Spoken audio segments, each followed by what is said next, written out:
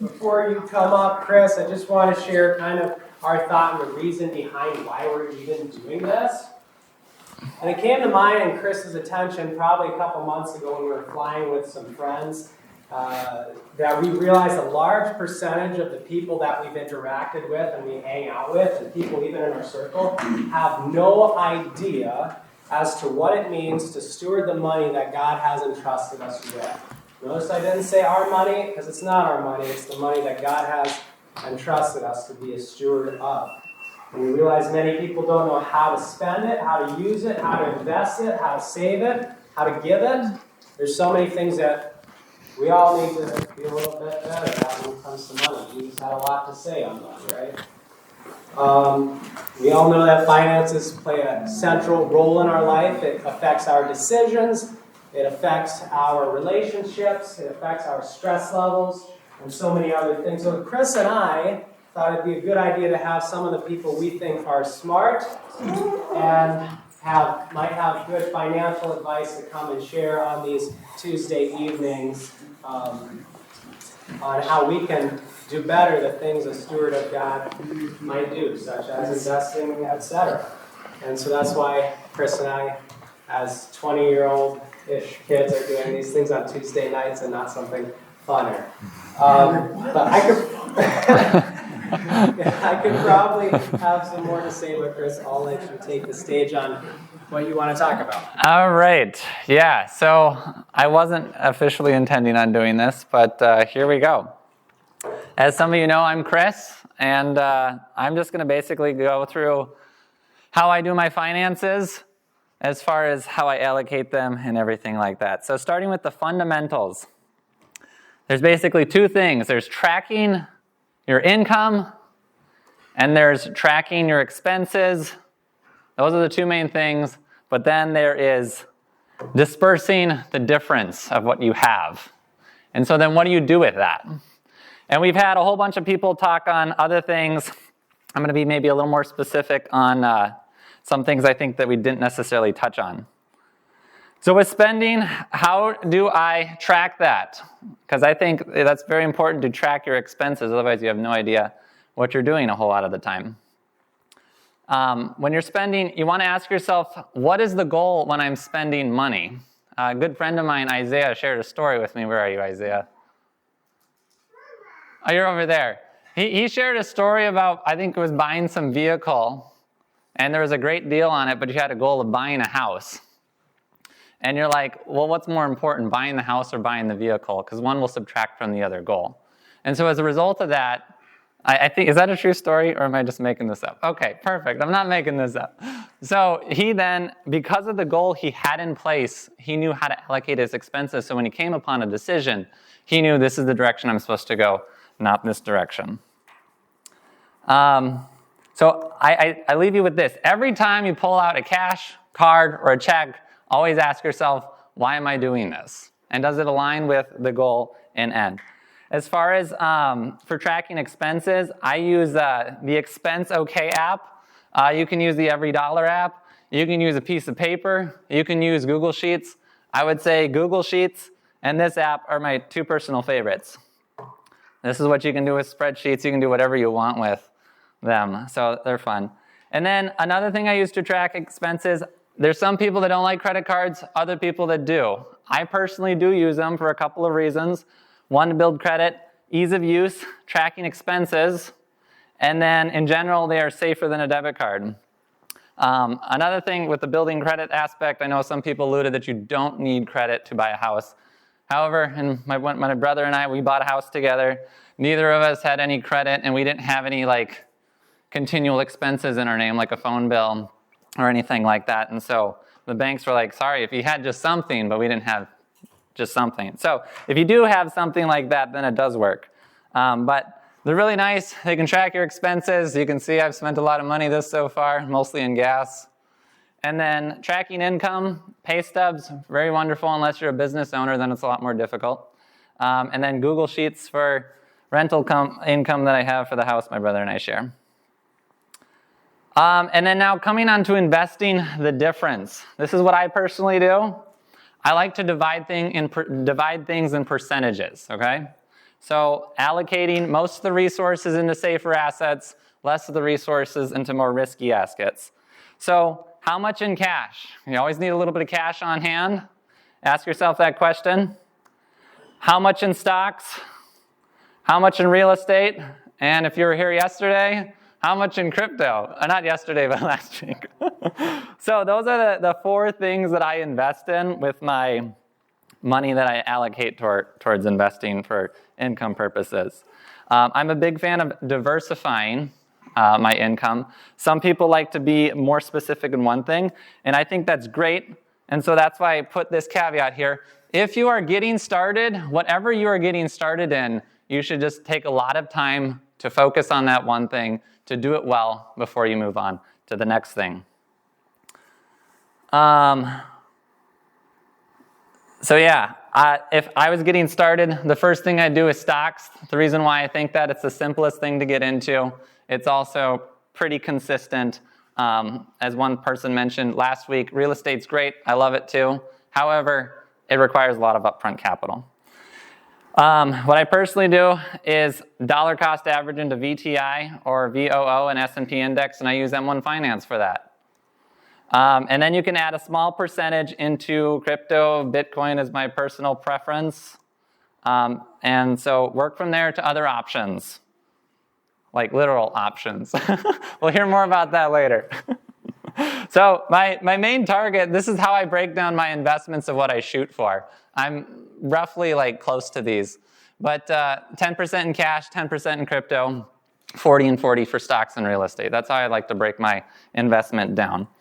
So although the stocks is currently, because of the market, rapidly outpacing the other ones.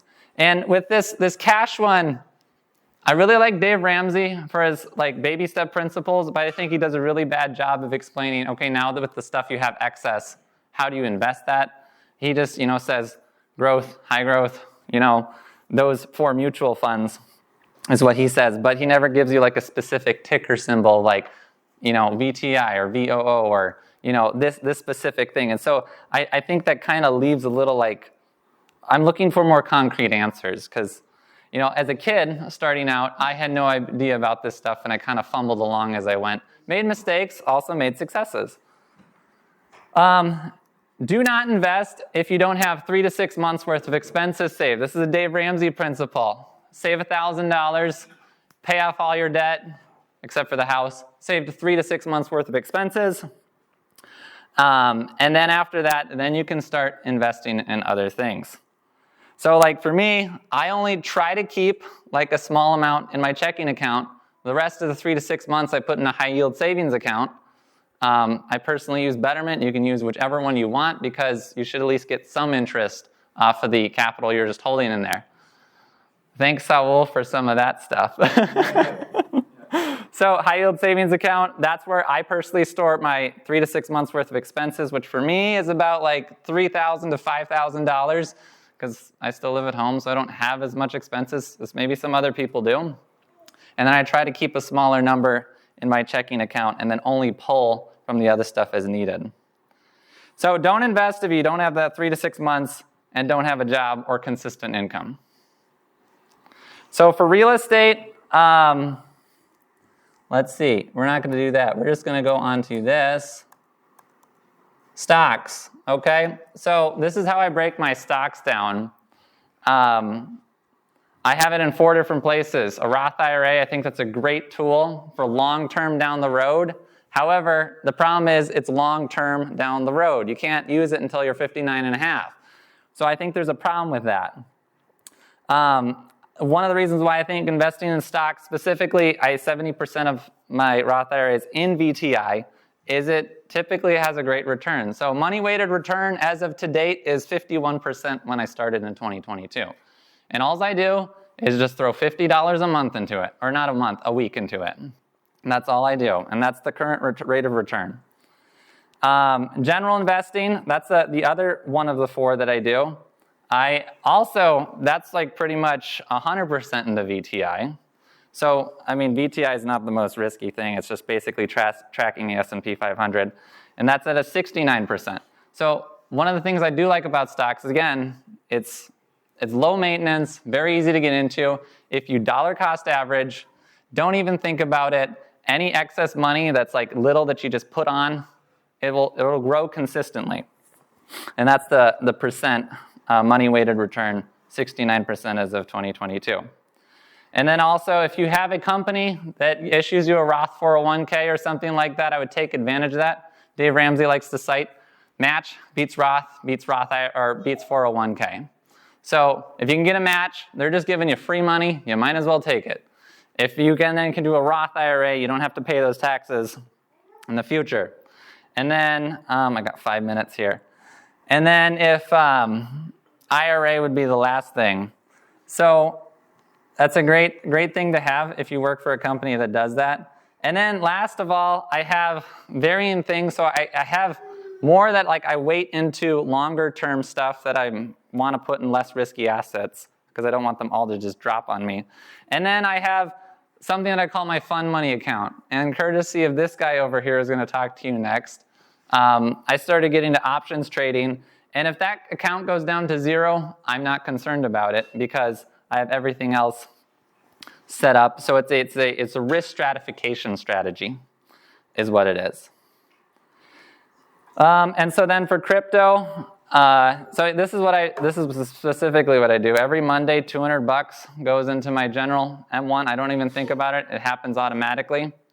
So it's great. Based on the income I know I'm consistently getting, this is how I know roughly I can contribute to it.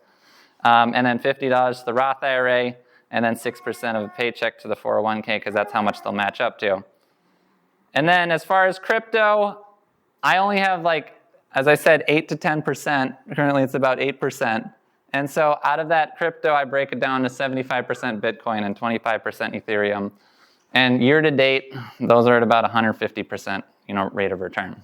So it's that's awesome, but then also it can drop so dramatically, as some of you know. So that's why I only put a small amount. Unless you're Isaac, then you put 100% into it. So that was that. My final closing thoughts for the 3 minutes I have are, number one, this is some takeaways. Start tracking expenses. Saul's going to cover that a lot more. Okay, app, the EveryDollar app, paper, spreadsheet, whatever works for you. And just get a handle on what you're spending, because then you can see, wow, I'm really spending $200 a month on body armor. Did not know that. Do an excellent job at the work you do. Excel at it. Colossians says, do your work as heartily unto the Lord. And so we're supposed to be doing a good job of what ever God has put in front of us. And then cut out spending is not a part of your goal. I can thank Isaiah for that. And then get a cash secured credit card or do the cash envelope system as a method of tracking, budgeting kind of deal, and tracking expenses too. And then save that $1,000. That's the Dave Ramsey step. These aren't necessarily in order. Tithe, I'm a big advocate of that.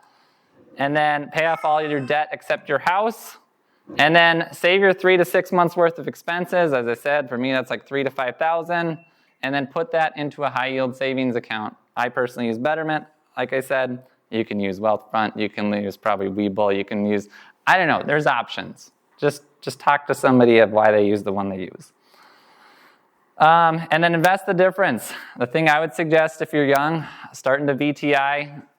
M1 Finance I think is the greatest thing. You can put minimum $20 a month, a year, a week, something small, something that you're not as concerned about losing, but that will grow in the meantime. And then, for me, don't invest a ton into crypto. But if you do, use Coinbase, because I'm not a fan of the other ones. I lost quite a bit using the other ones. So, all right, and that's me. My time is up. We are moving on to our next speaker, which is Nathaniel. There you go. Cool. I didn't know I was actually going to get to use that, but it's cool. You guys get to see it. And I think what they really want me to talk about is stock options. So if you get to see this, it'll be easier to explain stock options. I got to set a little groundwork before we get there, but I'll get there, and it'll be worth the price of admission, so don't worry. So when he first asked me to speak, he asked me to share some things I wish I knew when I was younger. And there's definitely a lot of things I wish someone had sat me down and told me when I was younger. about finances. Stock options being high on that list. But let's back up a little bit. Most of you seem like a pretty Christian group here, but I've sat in a lot of like venture capital meetings, a lot of meetings where people are trying to do real estate developments or other construction projects or bid on something. There's usually a very big attitude along a lot of financial people like, we can make this work. And I'm always like, what about this? What about that? And they're like, nope, we can fix it this way, fix it that way. It's like a sure thing. I'm like, nothing's really sure in this world, but there is that attitude a lot. So a little foundation for that. James 4, it says, come now, you who say, today or tomorrow we will go to such and such a city, spend a year there, buy and sell, and make a profit, whereas you do not know what will happen tomorrow. For what is your life? It is even a vapor that appears for a little time and vanishes away. Instead, you ought to say, if the Lord wills, we shall live and do this or that. But now you boast in your arrogance. All such boasting is evil. So just keep that in your mind that God is in control, and I've had to be reminded of that many, many times. Let's flip over here to Deuteronomy. Verse that applies, then you say in your heart, my power and my might of my hand have gained me this wealth. And you shall remember that the Lord your God, if it is he who gives you power to get wealth, that he may establish his covenant, which he swore to your fathers as it is this day. So a reminder that it's God. If you do go out and make money, remember that it's God who gave you power to get that money. And I don't know how many of you remember the story of Nebuchadnezzar, but he sat there, isn't this great Babylon that I have built by my strength and my power? And God said, let me show you who really runs the show. And then after all that, Nebuchadnezzar writes his whole letter to everybody saying, yeah, it's God running the show. Psalm 33 here. No king is saved by the multitude of an army. A mighty man is not delivered by great strength. A horse is a vain hope for safety. Neither shall it deliver any by its great strength. Behold, the eye of the Lord is on those who fear him, on those who hope in his mercy, to deliver their soul from death and to keep them alive in famine. Our soul waits for the Lord. He is our help and our shield. For our heart shall rejoice in him, because we have trusted in his holy name. Let your mercy, O Lord, be upon us, just as we hope in you. So I hope you're hoping in the Lord, hoping you're trusting with that. But these other things, don't trust in them. Kings aren't saved by multitudes of armies. Mighty men aren't stirred by their great strength. A horse is a vain hope for safety. So many people, especially in the business world, are always trusting these things, and that can get you into trouble. I'm sure most of you have read the story of Job. Job was the richest man in the East, owned everything, had tons of means of production, was really good at his job. He wasn't trying to learn it from scratch or anything. He knew what he was doing. And still God took down the hedge of protection, and poof, it's all just gone. And it very much can be that way. So realize the sovereignty of God in these things. All right, Proverbs 10 here. The blessing of the Lord makes one rich, and he adds no sorrow with it. So there's a lot of people I know, like there's verses about ruthless men obtain riches, but they save it up to those who pity the poor. You can get riches sometimes, but it comes with a lot of sorrow. There's a lot of ways to do that. And there's some rich people who are very miserable, who are so stressed out about all the stuff going on, and they can't sleep because of all their wealth, and it can be a real burden. But it says here, the blessing of the Lord makes one rich, and he adds no sorrow with it. When the Lord blesses you, and he brings that, and he brings it without sorrow, it really is a big blessing. Let's see here, Proverbs 21:31. The horse is prepared for the day of battle, but deliverance is of the Lord. So we're going to talk here a little bit about how to actually prepare a horse for battle, right, in this getting finances in order thing. But we still have to realize that we're trusting in the Lord to do it. So like when they were building the walls of Jerusalem again, remember they all had their sword on their side and everything, but they were praying and they knew that God could save them. They were trusting in him, but they still had their sword on their side. They were still doing all the things. They were building the wall, all the things for protection. So we're still going to go out there and prepare a horse for battle, but we're going to trust in the Lord to bless our efforts here. All right. So where are we? Let's go Proverbs 24. For by wise counsel you will wage your own war, and in the multitude of counselors there is safety. So get wise counsel. First thing, how do we do this war of finance? Go get wise counsel. So some people here decided, hey, we should give wise counsel. All these people need it. And hopefully there's a lot more people wiser than me that can share with you today. In the multitude of counselors is safety. So again, getting a balanced perspective, a lot of people, there is definitely safety in that. You can also get a lot of unwise counsel out there. There's plenty of that available too, so be careful. I was just reading this in my daily devotions, and I thought it applied, so I scratched it down here. This is Proverbs 28:6. I don't have a slide for it, but better is the poor that walketh in his uprightness than he that is perverse in his ways, though he be rich. So being rich isn't the most important thing here to God, right? He is not really concerned about that. He owns everything after all. But better is the poor that walketh in uprightness than he that is perverse in his way, though he be rich. So value things God values. He definitely values you being upright more. Okay, so now after that foundation, how do we prepare a horse for battle? Someone mentioned some Robert Kiyosaki quotes last week, I think, and I was in high school last time I read Rich Dad, Poor Dad, but I did read that book, and a few things I remembered out of that. I think there was some girl interviewing him about how to be a better author, because he was obviously writing a lot of books, and he said, well, you need to go take a sales class. And she's like, sales class? I want to know how to write books. And he's like, what's it say on the cover of my book? It says, Robert Kiyosaki, best-selling author. So just showing that sales relates to so much of life. Learning how to sell things, learning how to relate to people is a valuable life skill in so many things. And there really is some value in seeking out some how to do sales stuff. I don't know how many of you read How to Win Friends and Influence People by Carnegie, another pretty famous book. All the homeschoolers should read it. But he says in there, like, the early indicator for how well someone's going to do financially is more how they interact with people, more so than pretty much anything else. Even in careers like engineering and stuff, where you'd think it'd just be how well you do engineering or read spreadsheets or do whatever, he said even there, it's who you know, it's relating to people in the workplace for career advancement and stuff, that it's still an important part of your life, no matter what job you take. So books like that, learning how to do sales, interact with people, very valuable in so many aspects of life to get that sales confidence. I don't know if you've heard, but sometimes they say like 1 year of doing door-to-door sales is worth a 4-year sales degree. If you can go door-to-door and do that for a while, get used to all that rejection, it builds a lot of confidence and you get pretty good at it. And in my life, looking back, I had a group of friends who were really into like the Ray Comfort style street witnessing stuff, and they would drag me out on the street to hand out tracts and preach the gospel.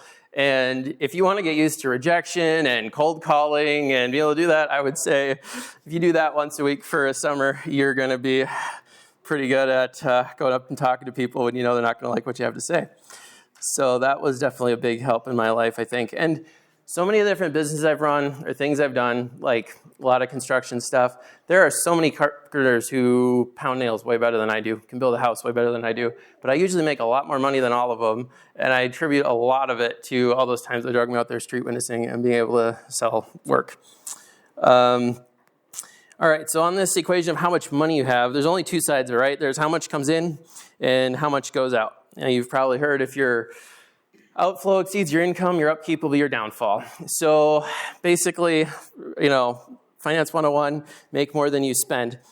If you're trying to cut back on the how much side goes out, and that's really important, and you should cut expenses, but it is a finite number. Some people are already pinching every penny, and you can only pinch it so far, okay? Because there's only so much you have to go out. And you should pinch it, and it's really important, and I'm big on that side. But the other side of the equation, how much you make, if you have a W-2 job that might be sort of capped, there's other ways to do side hustles and stuff, but your income's kind of fixed, so then you really got to focus on your expense side.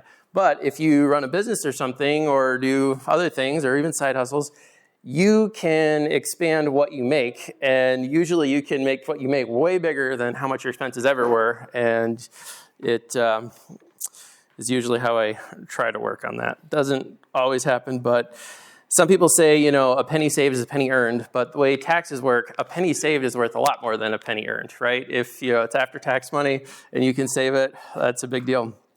There's a few question and answers about a college degree and stuff, if people should go get one. And I was running a little math in my head, and I thought, well, I'll make a slide of that just to have fun with it. Let's see. So I was kind of thinking about this. So many parents are saving up in their kids' college fund, and Dave Ramsey has it in there, saves college fund stuff, and that's all great, and it works good for a lot of people, and Several people here have gone to college and done well. I'm just saying count the cost, run the numbers of what that cost you, okay? So let's just assume your parents, instead of buying you a college degree, they save up and they give you just 50 grand to put in the S&P, right? Here we go. We're going to start our kid a retirement account. And then instead of you going to school for 4 years and working hard without income, you go get a regular job doing construction or McDonald's or whatever, and you make $25 an hour, and you save everything, and you put in the S&P for those 4 years that your parents will be supporting you through college. So let's say you live on your overtime, and you just save everything, and you put it in there. And save, $25 an hour at 50 weeks a year is about 50 grand, right? So let's say you can put for those 4 years, you're like 18, 19, 20, 21, you put 50 grand in the S&P. So your parents gave you 50 to start, and you put in 50. So after those 4 years, when you'd normally be graduating college kind of age, you would have in the bank $328,460. I don't know if you can see that. And the interest you would have earned already in those 4 years is $78,460 at 10% a year in the S&P. Now, obviously, the last couple of years, the S&P has done like 25% or something, way more than that. But 10% in the average, a little more reasonable from what I think we're going to get over the next long time. So after those 4 years, now you're graduate age, and you've got this $328,460. Now, let's say you put that in. That's your initial investment. You never contribute to it. Now you graduated like school age and never touch it again. The rest of your money you make, you spend on nice cars and fancy restaurants, right? It's just sitting there at 10% a year until you're like 65. So that's 44 years. You can see the table. It's just kind of fun. You could run your own math for it. Since you already can see the number, I guess I won't ask people to guess, but if you can see that, it's over 21 million, right? $21,765,000 at retirement age. And that's just for those 4 years that you would have been going to school. So a lot of people don't run the numbers to see what is 4 years of missed income cost me at just, and this is not even working. This is with your feet up on the desk the whole time until you retire. Now, this has a 3% inflation rate figured in. So if you take out 3% on all those years in buying power, it's only about $6 million, $5,928,000. But still, $6 million is about what that, could be in buying power. You can set your kids up pretty nice for $6 million in buying power. So I'm saying just run the numbers, know what the degree costs you. I'm not saying don't go to school. I'm just saying know what it costs. And simple economics of supply and demand, when everyone has a degree, when 90% of people get a degree, the supply is so much. The demand for it isn't as much anymore. There's some places you need it, but it used to be when not many people had a degree, it was really worth something. Now when everyone has something, it doesn't really set you apart in some things like it used to. So let's see here. So he kind of said something about saving, what was it? You said $100 a week or so, which is about $200 a month, and how much that makes. So I kind of contributed to like cups of coffee, $5 a day on a cup of coffee, or you can save, carpool to friends and stuff, save $5 a day in gas, whatever way you can cut on that cutting side of the equation. If you can save, let's say $5 a day, 31 days is $155. So if you can put in $155 a month into the S&P at 10%, for, the next 45 years till you're like 65, from around that college age kid we're talking about. You see your ending balance here is $1,408,000. So, that little bit, we're talking $5 a day. Most people can pinch $5 a day or $155 a month to put away and start investing. So many people tell me, I don't have anything to invest. I'm like, then you're doing something wrong. Some side of this equation, either you got to bring in more or you got to cut expenses, because you got to have some to invest or you're missing out on a big part of how finances work. We had really good talk about compound interest a little bit and how it's the eighth wonder of the world, and people who don't understand it are really missing out. So run the math on that. Definitely something I wish someone had sat me down and showed me when I was younger. Let's see. 35. So when I was born, my grandma, I think, bought me bonds, like 30-year bonds, my birthday. So when I turned like 30, I could turn those in and get some money for it. And it's pretty sad, right? Inflation's way more than your bond yield. However, if she had bought the S&P for me in 1991, as of about a month ago, it was up over 340% in that same amount of time.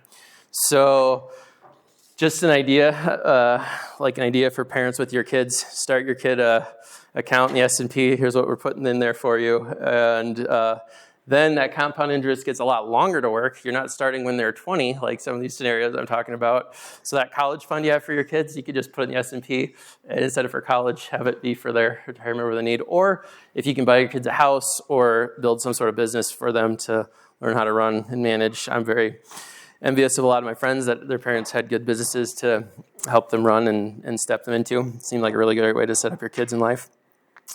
When you run a business, so many things work for you. With inflation, inflation's a very real thing. You got to figure it into stuff. If you work a W-2 job, usually inflation goes up, all your expenses and everything go up, and then a year or two later, your income's going to go up. So you're always falling behind the curve. When you have a business, you're usually on more the front end of that curve where you get to raise your prices with inflation at the beginning of it. And a lot of times inflation can actually help you because you get to raise your prices on the front end and you're not behind that curve so much. And I know starting a business isn't for everyone, but it's definitely what I'm into a lot more. When just a quick math, I'm sure some of you have heard of the rule of 72. You take 72 and divide it by whatever interest rate to see how long it takes for that investment to double. And compound interest is a lot of fun. Running things on the power of doubling. Like if you can make, a decent rate of doubling, like, okay, every 10 years I'm going to double, or every 5 years, and you run that math, it's pretty incredible how quickly your investments can grow. I'm sure some of you have heard, would you rather have $1 million today or a penny that doubles every day for a month? And I don't know how many of you have done that math, but you have this penny. First day doubles, it's 2 pennies, then 4, then 8, then 16, then 32. At the end of 30 days, that penny will be worth $10,700,000, well over $700,000. So $10,700,000 from doubling every day for a month, way more than that million. So run the math, how long it takes for investment to double, and you're going to be surprised, and it should motivate you to at least save that $5 a day to put into some sort of investing. We talked a little bit about inflation, but I really wish when I was younger someone had sat me down and taught me how inflation worked. Holding cash is like holding ice. It just melts in your hand. The purchasing power deteriorates so fast. So you have to put it into assets that at least keep up with inflation. A lot of real estate returns are basically the dollar going down. Even a lot of the S&P returns are the dollar going down. The S&P usually does beat inflation substantially. Real estate usually does. But there is a lot of holding costs with real estate and stuff too. But I do have a real estate license. I have a property management company. I'm all about real estate. I'm just saying it's not as amazing as everyone always says it is.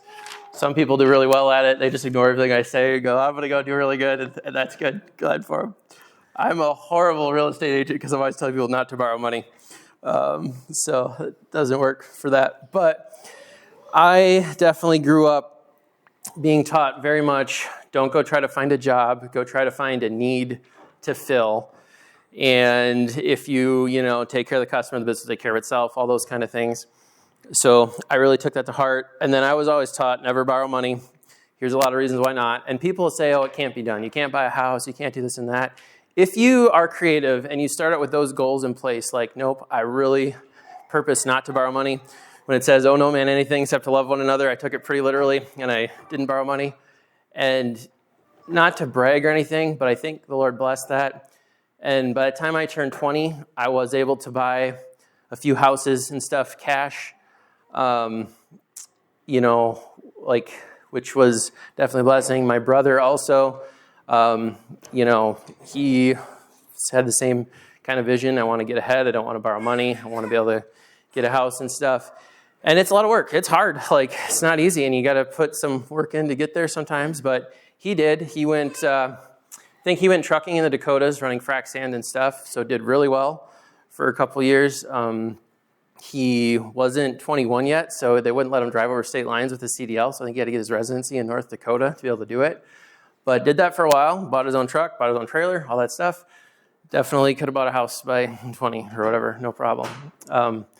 I did a lot of other stuff when I was younger, started companies. There was a lady I was like probably 14, 15. She owned a lot of different businesses and a lot of different real estate things that she rented out to different businesses. And so she needed to maintain all these properties, and she would take me along, and I would, paint stuff and cut the grass and weed stuff and a bunch of handyman work for her. And that taught me a lot about business stuff and how it worked and getting into that, and I was grateful for that. But I did do a few other business things when I was younger. I went commercial fishing in Alaska for 4 years. I think I left about a week after I turned 17 for my first year doing that. So 4 years of commercial fishing in Alaska, and that definitely helped me get ahead financially when I was young. But I did do a lot of business stuff at home the rest of the year too. And I think the Lord blessed me purposing to stay out of debt, to be able to do all the stuff I did in cash. Never borrowed money for anything, ever. So we talked a little about inflation. All right, starting a business, and I realize it's not for everyone. Running a business is kind of like you need a lot of parts to make that run, right? If the accounting side of it, there's the sales side of it, there's the actual doing the work, delivering the customer side of it. There's a lot of parts of it. There's the whole tax side of it. You can hire someone to do a lot of the parts you can't do, but there is quite a bit to it, and it's not for everybody. But I would definitely encourage anyone who can find a need and fill it and start a company. But obviously, it's not quite for everyone. Tax efficiency. I have a little note on here. Taxes are one of the biggest expenses in life, and so I think you would definitely have time well spent to figure out, with a CPA or books on taxes or YouTube videos on taxes, how to do taxes efficiently. There's a whole lot of ways to do it legally, and it's definitely worth looking into. When I was a kid, right, I'm 17, I'm commercial fishing in Alaska, I get a big, 1099 chunks of money. I can't even write off myself, right? I'm still a dependent. So I was pretty much working for the government. And so I learned very young, hey, this doesn't work. The government's making more than me. So I had a lot of motivation to get good at that. And I think when I was probably 18 or 19, I had a whole thing where the IRS told me, I did it wrong and I owe them a bunch of money and I'm all scared. So you got to send them all the money. That's how it works. And then I appealed it. So it was a good homeschool project, how to appeal a thing to the IRS and walk through on the phone, lots of times called them, how do I do this? And I appealed it to the IRS and I fought my case. And they said, you were right. You're a fisher, because I said, I checked this box. I'm a fisherman. There's special rules that apply. And they finally said, yep, you're right. We're sorry. We messed it up. Here's all your money back. And they paid me over 12% interest on all my money. And I was like, wow, that's way better than a high yield savings account. So that worked out pretty good. Let's see. So some ideas here to make it practical. Businesses you can start with very little down, but you can start making money. And I know several people who started a window washing business. I've done plenty of it. My company, Complete Property Management, it's very complete. We definitely do that. But I've got a good friend, play volleyball with him. He makes at least $1,200 a day washing windows. He washes several houses. Every once in a while has a guy or two help him. You only need like a few ladders, a squeegee, bucket of soap and water. It's not that hard to do. And you can start small, no matter what age you are. Learn the basics of accounting, learn the basics of how taxes work, how to write stuff off, how to do sales. You can fail when you're small. So many things in business you're going to fail at, especially when you start. And if you're failing when you're leveraged and you're in debt, it builds against you really quick. If you do your failing when you're small and it doesn't really cost you much, it's a big advantage there. Painting houses. I've painted a lot of houses. There was a time in my life where I had probably 3 paint crews, going, and it doesn't take a whole lot of upfront money. Get some brushes, some ladders, a paint sprayer if you want to be efficient, some taping tools and what have you, drop cloths. But it's not that much upfront investment, and you can do pretty well at it. Let's see here. I've got cleaning. I manage a lot of like Airbnb style stuff, so those have to be cleaned all the time. So, and then I know some other people have big companies cleaning office space stuff like commercial cleaning. They do very well at it. It takes almost nothing to get started, get down. By me, there's so many vacation homes. I've had to turn down a lot of contracts because we can't find people to clean them. And I mean, like well over $800 a Saturday to turn over, a place, change all the sheets and stuff. And they still can't find anybody to do it because no one will show up to do it and it has to get done. So a lot of money can be made there for no money down. An investment. If you want to go start like a excavating company or something, you're probably going to have some money to get started. And so there's just ideas of businesses that you don't need any money to get started. So again, how to bid work. A little thing on this. I wish someone had taught me this when I was younger. I did learn this. I think it's Mr. Doolin had a finance course, and he had a little thing in there on how to bid work, and it definitely changed my life. So I don't have a slide for this. I probably should have made one. But if you sell a job and you go out and I'm going to wash your windows or I'm going to build a deck for you or whatever it is, if you're selling that job for $100 and your profit margin is 10%, so you're making $10 on that job. Now, if you say, you know, I owe money to the bank, I got to make my payments, I got to keep everybody working, so I'll drop my price for you 5% to get this job because I really need it and I don't want someone else to get it. So I'll drop my price 5%. So I'm selling for $95. I was making $10, now I'm making $5. So I cut my profit in half. Where if I do it the other way, and one of the biggest advantages in negotiation is being able to walk away. So I don't owe money, I'm ahead, I got the freedom to leave here. I'm going to tell you, I'll do that job for you, and I'll do a great job, and I'll do it next week, but it's going to cost you $110 for that job. So I'm raising my price 10%, but I just doubled my profits. Instead of making $10, I'm making $20. So now you're either making twice as much money, or you can do half as much work and make the same amount of money. So when I started applying that, it definitely changed my life. And they showed me in some of those business courses, so many businesses fail because they don't charge enough. They get all that work, and they're like, oh no, we have too much work. They're paying the overtime for it and stuff. They're spinning their wheels, and they're not getting ahead, and they're going bankrupt, even though they got tons of work, and they're trying to keep everything busy. And when you have payments against you, it can spiral out of control pretty quick. So run the math, everything. Count the cost. Know what your numbers are. We just had a good thing about tracking your expenses. It really does help if you have it on a spreadsheet or a graph to say, hey, this is what the numbers are, and you can work off those numbers. So I wish someone had taught me that about bidding work. Getting employees definitely changed my life a lot. When I started, I used to work a lot by myself, and you can only work 100 hours a week or so by yourself. Like, it's just hard to do much more than that. There's only so many hours in a day.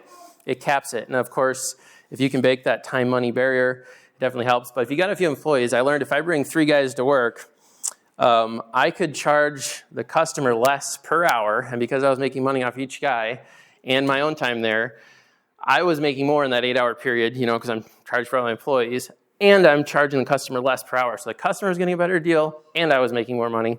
Definitely changed my life. Scaling up a business, whatever things are scalable, good way to work towards. So now, I don't know what we are on time, but am I close? Okay, well, sorry. Okay, a brief thing on options, how it works.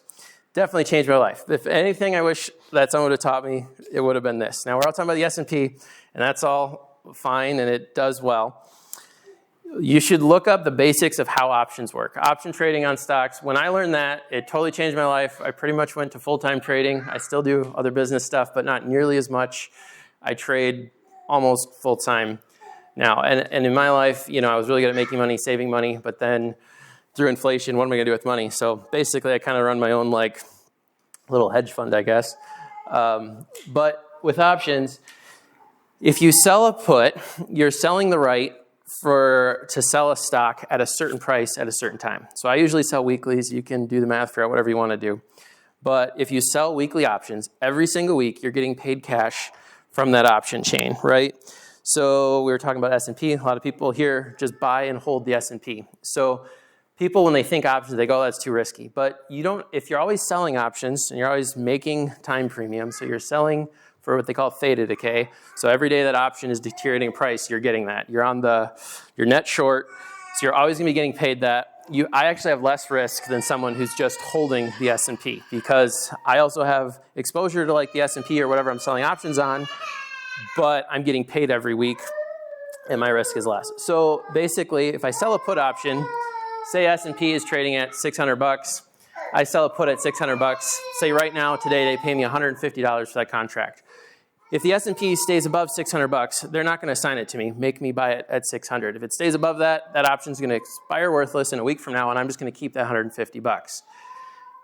Now, if let's say I do that this week and make $150, and let's say dailies, because the SP has daily. But anyway, make $150 a day doing that. That would get you your 1.25% a week, which is what I try to make. It's about 1.25% a week. Usually nets out with some losers in there to about 1% a week. But still, if you run compound interest on 1% a week at like even 50 weeks a year. If you're making 50% on your money, you don't really have to work anymore. But so you sell that put at $600. Eventually, one of these weeks, SPY or whatever you're trading is going to drop below $600. You're going to get assigned. You have to buy 100 shares at $6. Now you can sell a call on that at $6 or a few dollars more, and they're going to pay you, again, premium to do that. A call option means they have the right to call it away at a certain strike price. So you can pick whatever strike price you want, $6, $6.20, whatever you want to pick, and you can pick any expiration in time, a weekly, a year from now, a month from now, whatever it is, however long of a contract you want to sell. So then I'm going to sell the call option, make more premium, and then when it gets called away at a higher price, at least at my cost basis, is what I try to sell it at.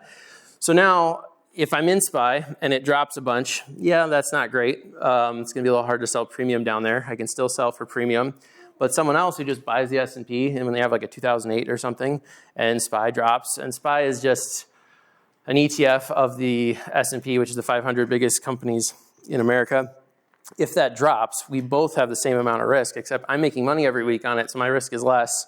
But we're both gonna, if the SPY or S&P goes down, show a negative position while it's down until it comes back up. So anyway, look up options, how it works on YouTube. We have now YouTube University. You can learn a lot there. You can read some books on it. Learn the basics of how that works. It definitely changed my life. Always selling call premium every week, every Monday morning. I sell a bunch of options, let them expire. Next Monday morning, sell them again. So it's something to look into. Probably not for everybody, but if you can, it was definitely worth it for me. So I'll stop there because we're over time, and I'll be happy to answer questions afterwards if somebody wants me to pull up an option chain and show more in detail how that works and how I do it. But it's definitely worth learning. So that's all I got. Hope it was helpful. Really appreciate that, Nathaniel. And driving all this way, that was awesome. A couple things that were highlighted to me in that was don't boast of tomorrow's gain. Don't trust in anything but God. Don't let money consume your mind, and better is the poor that walks in his uprightness. You don't want money to consume your mind. It's really, really easy when we talk about this, especially as young people, and we start to make money, it's easy to consume your mind. Our next speaker is Mr. Hausman, or Mike Hausman if you're older than me. And there was two people who came to me independently and said, there's one guy you need here. His name is Mike Hausman. So I'm excited. I haven't heard your thoughts on it, but thank you so much for coming. All right. Well, thanks for having me. I didn't know we were going to have a fancy screen. I mean, I just got notes. I could have. No, I wouldn't have done a PowerPoint anyway. That's a tough act to follow. That was some good material there. I'm a lot more boring than that. I'm not going to give you any fancy options or anything like that. Just a quick, I thought I'd give a background since some of you know me, some of you don't. Some of you haven't seen me in 10 years, and you went from this big to this big in that time. And so I live north of Dassel, married, got 4 kids. My background, education-wise, I've got a 2-year diploma in computer careers from a technical college, or what would now be a community college. Spent 23 years in the IT industry. About 22 years of that as a consultant, because I figured out being self-employed in IT was better than employee in IT. If you just do the math on the value of the benefits, your health insurance, and your retirement plan, you don't really have to make that much more per hour to be in the black or ahead of the game of being an employee. For about 20 years I was self-employed. At the peak, I had 10 to 12 subs and employees working for me in IT. Then I did this amazing thing. I ran for county commissioner in Meeker County and retired from my IT business because being a commissioner was took a lot of my time. So I've been now, our current business is we're breeding Great Pyrenees dogs. Smiths here know a little bit about that. And I've also have a real estate business. So back after the real estate crash, I started picking up rental properties, foreclosures and rehabbing and renting them out. And I've flipped a handful of them over the years as well. So we've got, 40-acre hobby farm. 9 rental properties. Everything is paid for in cash. We don't borrow money. We just built it up over time. The theme of this class, I was told, was basically to impart some financial advice, things I wish I would have known when I was younger. I have been blessed in many ways. I kind of have a bent for money management. When I was a kid, I literally have a notebook. I still have it. I keep it in my fireproof safe because it's that valuable to me. Like, it's my ledger from when I was like an early teenager, pocket gopher trapping, $12. And, all my income and expenses were all tracked in this little notebook, and the loan I make to my sister and the interest I collected on that, things like that. It's kind of fun to page through it. But I'm pretty stingy. I'm a saver. I don't spend a lot on frills. I do a little more now, probably than I used to, but I've made a lot of mistakes. What you find is the more money you have, the bigger your mistakes get. So try to avoid them. But they're kind of they're 5 and 6 digit errors now when I make them versus $50, and so I try not to do that. But here's a quick list of things that I, feel like I've done right mostly, and that I would recommend. First is giving, generosity. I didn't get saved until I was 21 years old, and it was, pretty radical change in my life. And I learned about tithing and giving, and I just went all in. 90% or less that's blessed is way better than 100% of it without God's blessing and hand on your life. And I'm a gross guy, not a net guy. Some people get it all caught up. I mean, I'm not legalistic about it, but it's like, even in business, it's like, what's my gross revenue or my gross profit? And that's kind of the number I work with. And keeping track. Again, I treat my personal finances as a business. I've got my, I'm a company within my accounting system, and all my income and expenses flow through that. I have a P&L and a balance sheet. I know what's happening. Now, I wouldn't recommend that necessarily. You can use Every Dollar or a spreadsheet or whatever. There's lots of good ways to keep track of it. We actually do it double. We have Every Dollar, so my wife knows what her budget is. And then it gets pushed into the accounting system, so I know what the bottom line is as well. But living below your means is really important, especially as you start to get out there and you start to develop your career and you're bringing more money in. The temptation is to get the bigger house, drive the fancier car. Back when I was an IT guy, all my contemporaries were moving into the $250,000 homes, which nowadays would be the $1 million homes, and we just lived in our little Rambler in Crystal, Minnesota that was like $70,000, and we stayed there 7 years, paid it off in about 6 years, sold it for double our money, and moved out to our little country estate 23 years ago. And then just save. After you tithe, the next thing you should be doing is looking at your savings. What are you going to invest into your future, rather than spend it all and go, well, what have I got left? Figure out, there's a book, I think it's called The Richest Man in Babylon, I think is the one that talks about paying yourself first. I say pay yourself second. God's first, and then you pay yourself second, and then you live on the rest of it.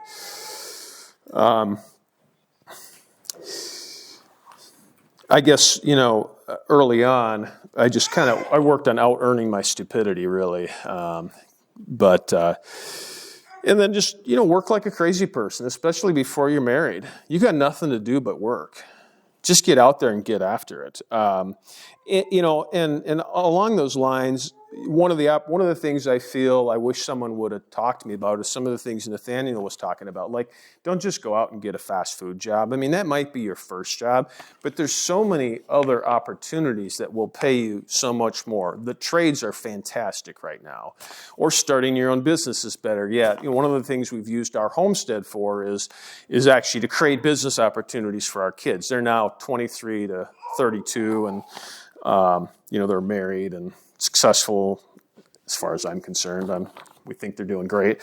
But we created opportunities for them to run their own business on the farm, so they learned the customer service. They learned expenses and income and how to work with customers. And, but getting, again, there's certainly some, when you're self-employed, there are some extra details you got to take care of. You got to make sure you set aside some money for taxes and things like that. But there's no better education than to be working for yourself and learning how to work with people. But get out of the fast food, get into the trades, find some manufacturing jobs, and then, do some pizza delivery at night. Use that for your Friday and Saturday nights where you can go make a couple $100 in tips in a Friday night. And that's, or wait at a high-end restaurant where you're getting big tips. Just don't be satisfied with $15 an hour and flipping burgers. It's, I worked at Hardee's, but I also worked a day job at a manufacturer, and then I got into pizza delivery and so on and so forth. So there's just a lot of things you can do that are really practical to earn more, even without a lot of experience or education. And another thing I wish I would have been told or advised is get into a house, get a fixer-upper, and then live in it and fix it. Get into. If you're single, it doesn't really matter if it's a dump. If the heat's maybe working and maybe you got running water, great. Get in there. Get some tools, get some knowledge, and fix the thing, because you've got an appreciating asset. It's going to be worth so much more when you're done with it, and then you can, eventually turn it into a rental or flip it and buy a bigger home when you get married or whatever. But it's a great opportunity to get some skills and start building your net worth. I wouldn't buy fancy cars. Wouldn't buy new cars, especially before you're at a net worth of $1 million. The depreciation kills you. You go buy, and I've made this mistake 5 times in my life, which is 4 too many. The most recent purchase was probably fine, but the first 4 new cars I should have never done, because, you buy a $30,000 car, it's worth $10,000, a handful of years later. You just lost $20,000. If you're worth $200,000, that's 10% of your net worth. It's the depreciation falls out so fastly. You shouldn't have, Dave Ramsey's rule of thumb is you shouldn't put more than 50% of your annual income into wheels and motors, things that go down in value, that depreciate. And I think it's a decent rule of thumb. Don't be financing them. Pay cash. You shouldn't. In my opinion, you shouldn't really be financing anything except potentially a house, a mortgage. Some people, I think the way Nathaniel did it, great examples. My youngest son owns 2 houses, and he paid cash for both of them. So, and he's 23. So one's a rental and one's where he lives with his wife now. It's doable, but it's going to take some discipline. It's going to take hard work. It's going to take a savings muscle and the willingness to swing a hammer and fix things. So you can definitely do it, but I don't fault you either if you just don't have skills in that and don't want to, not everyone's gifted with a hammer. So, some people may need to just get a mortgage, but anything else, you just don't need to be borrowing money. If you can't pay cash, you don't need it. It's just that simple. Not that borrowing money is a sin, but it does make you a slave. The Bible says that the borrower was servant to the lender. So when you go out and take that loan, you are now a slave to the person that borrowed you that money. Particularly, family member borrowing, horrible idea. But even the bank, don't recommend it. Touch on something I don't know if anyone's talked on in the previous sessions, but insurance, life insurance particularly, term life. I've made the mistake of buying a couple whole life policies. Big mistake. I had to relearn the lesson because I didn't learn it well enough the first time. The premium is just going to pay the commission to the guy that sold you the policy. The internal rate of return sucks. The insurance value, the cost of the insurance is poor. That was kind of my list of pros and cons. I wasn't nearly as well prepared as Nathaniel, but kind of practical. That's it.